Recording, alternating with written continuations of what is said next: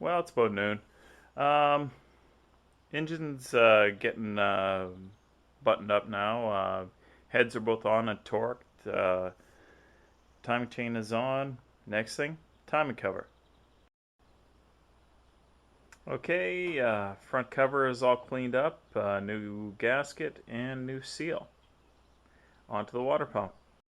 Okay, so it's 6:30 and I've got the water pump bolted to the plate, and I've got it temporarily bolted to the timing cover there just so that all of the gaskets are compressed while the sealer sets up. I used some anaerobic sealant on the water pump housing, but I used just RTV on the rest of the stuff.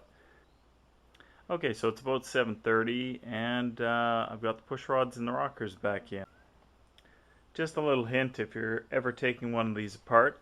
I lucked out, but make sure, now this is the obvious one, is to always keep track of which spot the push rods go into, but as well keep track of which spot the rocker sets go into.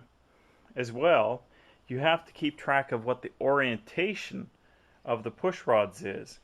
Now I lucked out, I did not mark mine, but they had a little bit of factory paint on them that indicated the top of the push rods, so I was able to put them back in the same orientation.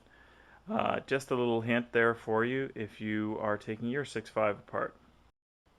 Okay, so I thought last thing I was going to do tonight, it's about 10:30, was to get these valve covers, all the other tins as well. Well, I guess the only other tin is the oil pan, but ready for putting them back on.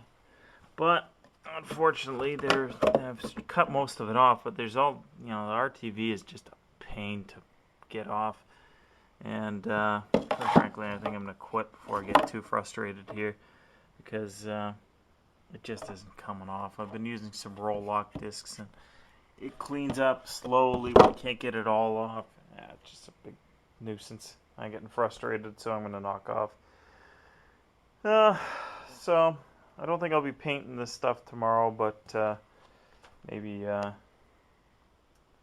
maybe this weekend I'll get to it. Tomorrow I'm hoping I'll have the tins on regardless.